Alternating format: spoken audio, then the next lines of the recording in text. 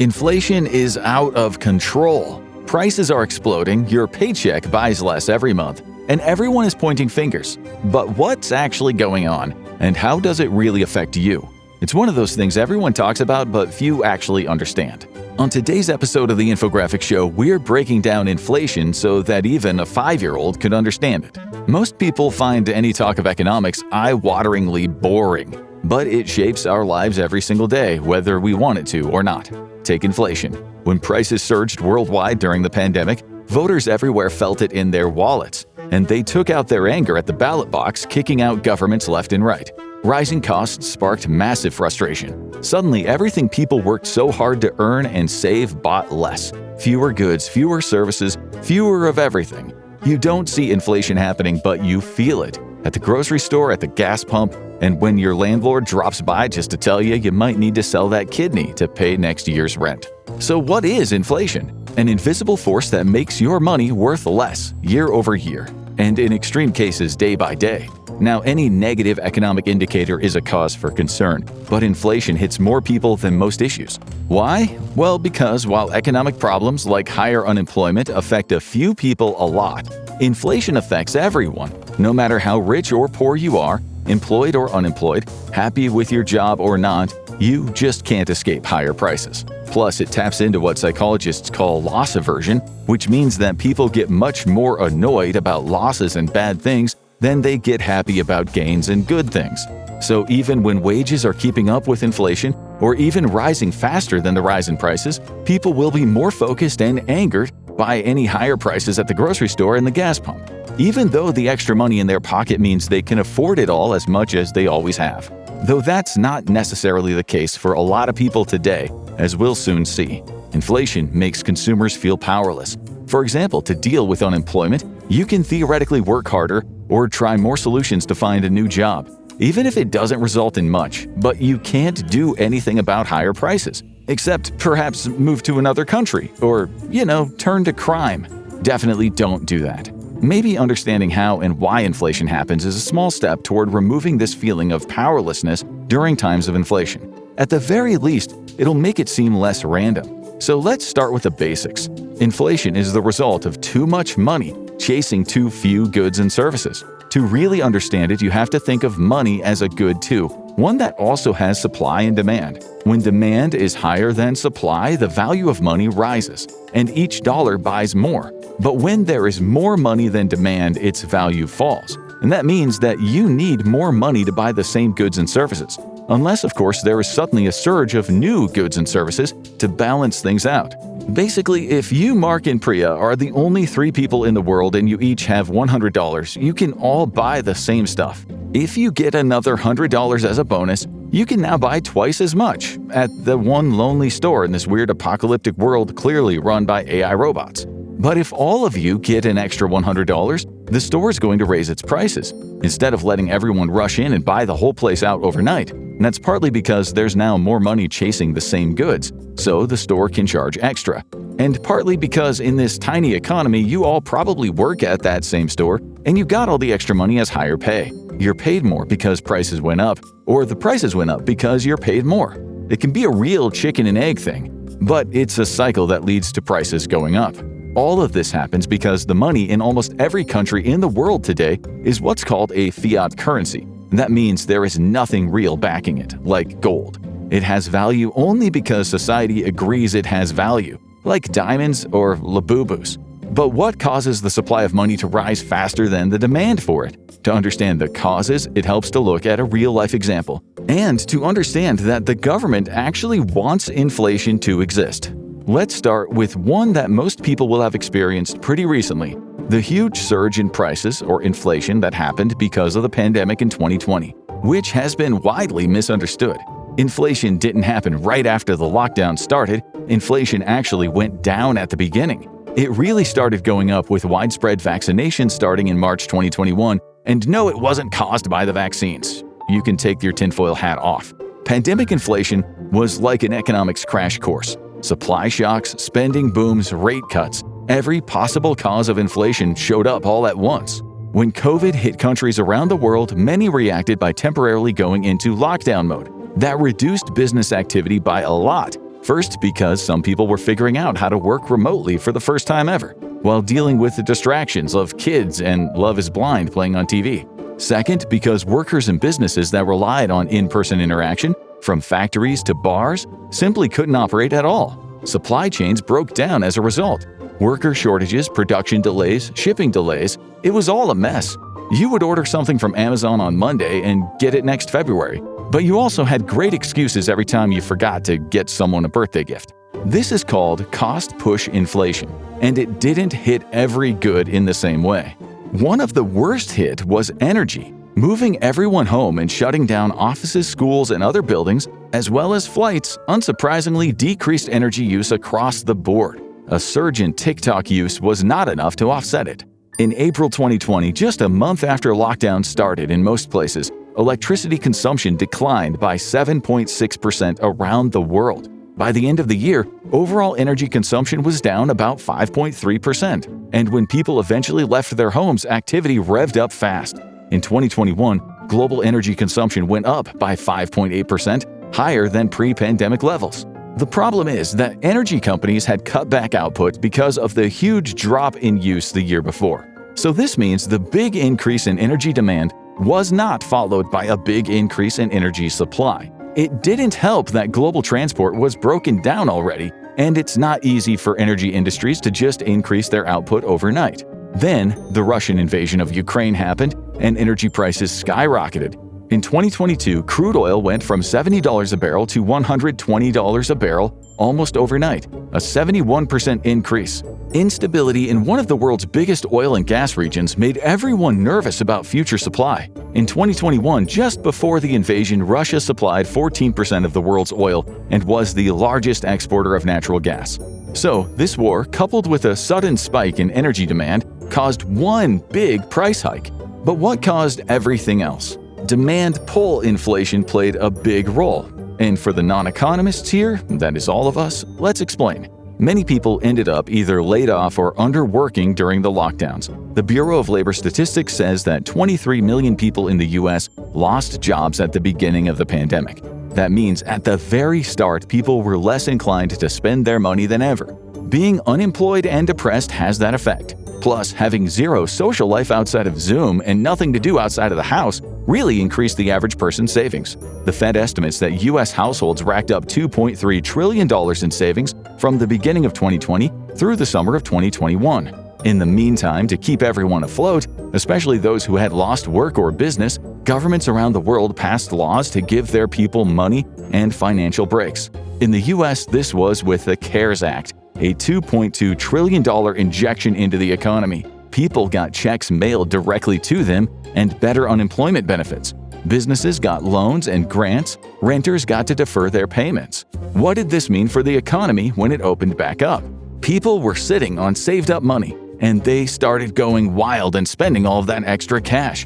And a lot of money moving around the economy causes inflation, and that's with the same number of goods and services available. But the pandemic caused a double shock.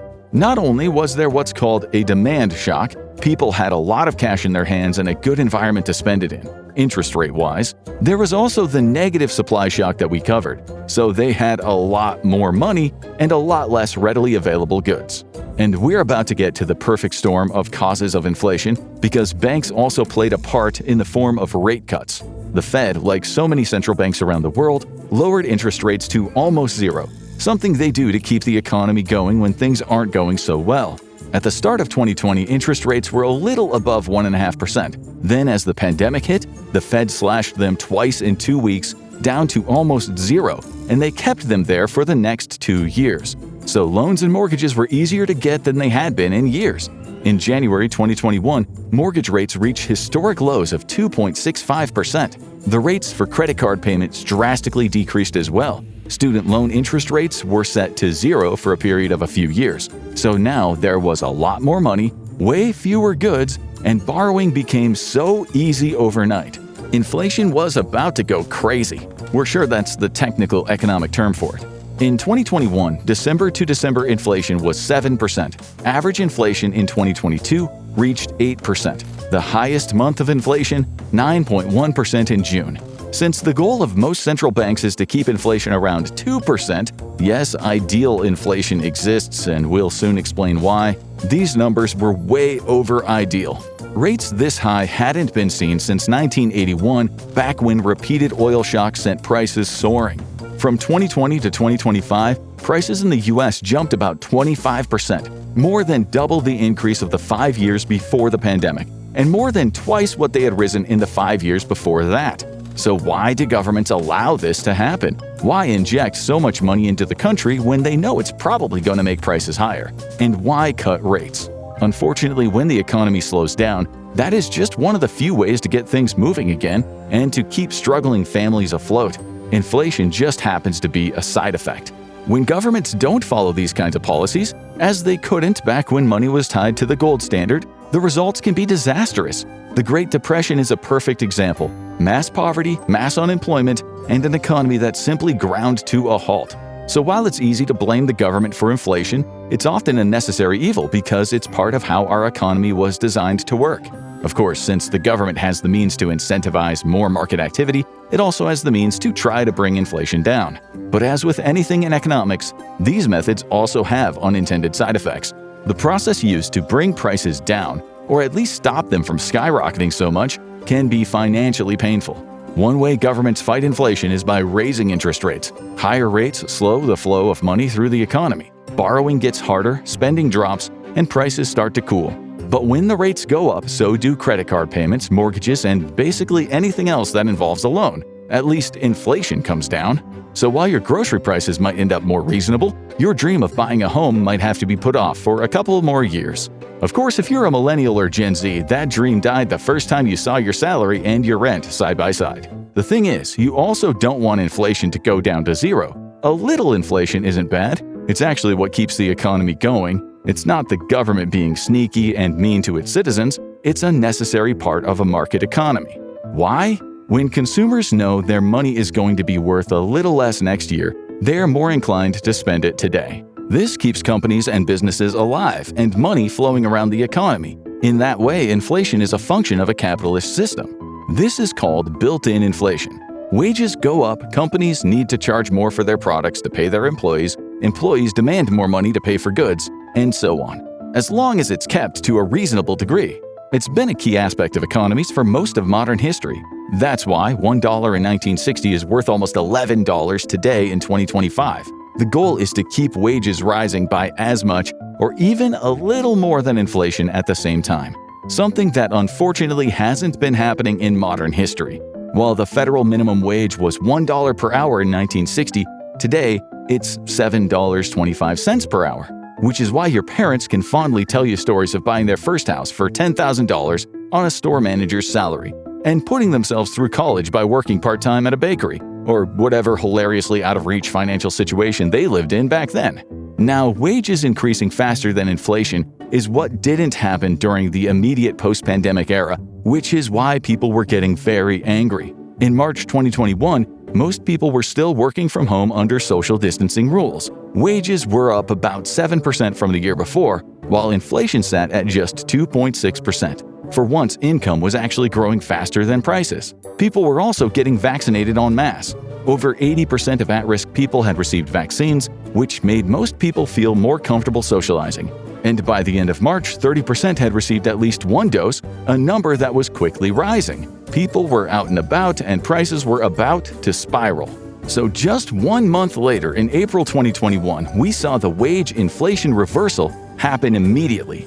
Suddenly, wages were only 3% higher than the year before, while inflation was 4.3% higher. By May, the increase in wages had gone down to 2.9%, while inflation had reached 5%. And on it went, with inflation getting worse and worse while wages suddenly stagnated. It wasn't just the presence of inflation then that angered people, it was the inflation outpacing wage growth by a lot.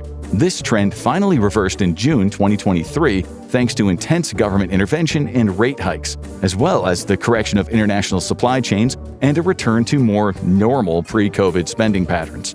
But government and central bank policies played a huge role in cooling the economy down.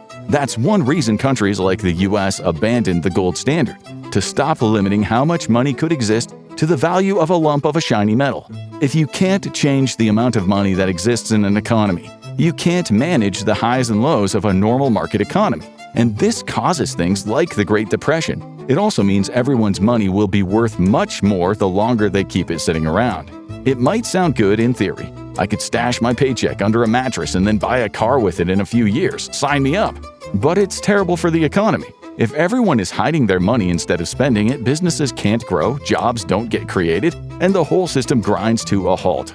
One country that's been experiencing not just a lack of inflation, but actual deflation for decades is Japan. In the early 1990s, Japan's stock market crashed. Its land and other asset prices also plummeted. As a result, companies and citizens started holding off on spending. It made more sense to repay debt, not spend too much, and unfortunately for businesses, not invest too much either. Economists called it a balance sheet recession.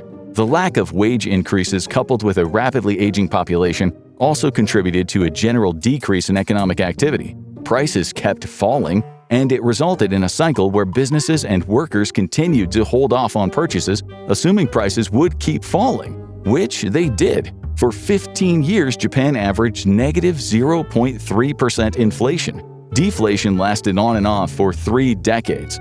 Things seem to be turning around as of 2022, and the economy is growing again, but it remains an example of why no inflation is bad. So 2% inflation is considered ideal. It keeps people spending while it still keeps overall inflation under the average wage increase, which averages between 2 to 5% in the US. From 2023 to 2024, for example, wages and salaries increased 3.7% year over year in the US. Too much inflation makes people angry.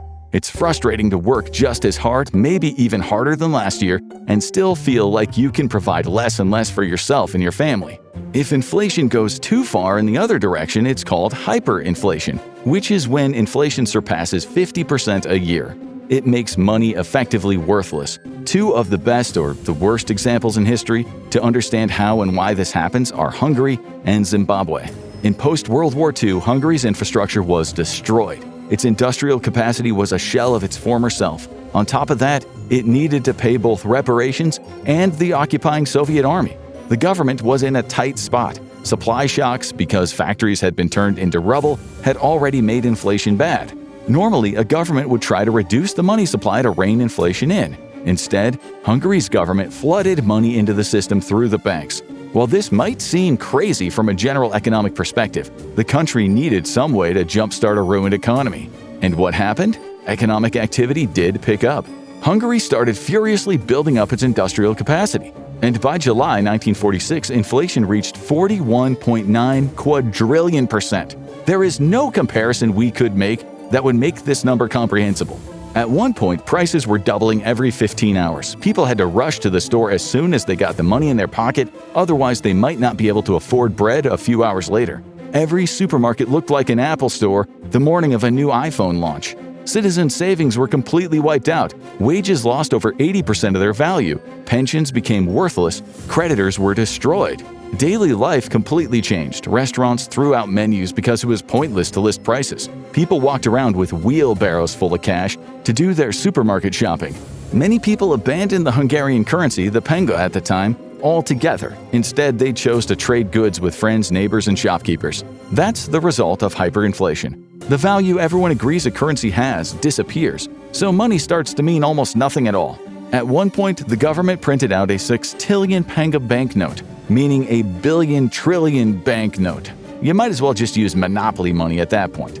Hungary had built its economy back up, but at what expense? In the summer of 1946, inflation was so out of control that it was clear the government had to do something drastic. They decided to introduce a whole new currency to replace the old one, the forint, instead of the old penga, which was now worth less than toilet paper. Zimbabwe's hyperinflation crisis in 2008 to 2009 had such a huge effect that it has now become a cashless society, at least when it comes to Zimbabwe's local dollar. The country's crisis was caused by literally all the problems. Political corruption resulted in a lot of stolen money from government reserves. Bad political decisions and financial decisions killed food productivity in Zimbabwe and put residents at risk of starvation. Sanctions by the US, IMF, and European Union caused the banking sector to collapse. Zimbabwe also had to fund its military campaign in the Democratic Republic of Congo. It also had to import food to keep people from starving.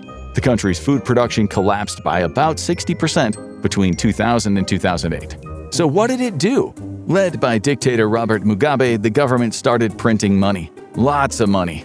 It had already printed around 21 trillion Zimbabwean dollars to pay off IMF loans, and now it was a printing machine. Inflation started spiraling so badly that the government had to redenominate its money, which meant that one day Zimbabwe announced that $10 billion was now actually $1. It was an attempt to not only slow down inflation but also make math easier. Who is actually trying to figure out the tip on a 948 million Zimbabwean dollar meal? As you might have already guessed, these moves did not help at all. Otherwise, the story would be about how inflation almost happened in Zimbabwe, but didn't. And everything was great forever and ever after that. In July 2008, inflation in Zimbabwe reached 231 million%. It left Zimbabwean dollars with an exchange rate of 35 quadrillion Zimbabwean dollars to $1. So, the Zimbabwean dollar disappeared from the country altogether, since by that time it was basically just paper with cool designs on it and nothing more. Zimbabwe adopted foreign currency for every use, and not just one foreign currency, multiple. US dollars were used in many places, but so were Chinese yuans and Indian rupees. The problem? The Zimbabwean economy was much weaker than the currency it was using. So producing things inside Zimbabwe became very expensive. Businesses had to shift strategies and import almost everything. That meant it had to keep paying this cash out, and it wasn't receiving much in return. Eventually, the nation ran out of the foreign currencies too. Today, most people use mobile money or card-based transactions to conduct business, and not just because it's more convenient, because there isn't that much physical cash to go around. This might not sound that bad. Hey, most people under 40 never have more than 20 bucks on us, if that. But it might sound worse if you're one of the Zimbabwean professionals sleeping outside of banks overnight to be the first in line to withdraw money from your own savings account. Banks just don't have the cash on hand. So you get in first or you don't get anything at all. They had to reduce the amounts people could withdraw per day from $2,000 to just $100. One BBC report on this phenomenon saw 165 people receive money at a particular bank branch of the hundreds who tried to get it, and they got $50 each. In other words, inflation needs to exist for an economy to grow. It just can't be too high or too low. Governments and banks need to find the sweet spot, the Goldilocks spot, to keep inflation just right. Now you know what inflation is, but what happens if it spins completely out of control? Watch What If the US Economy Crashes to find out, or click on this video instead.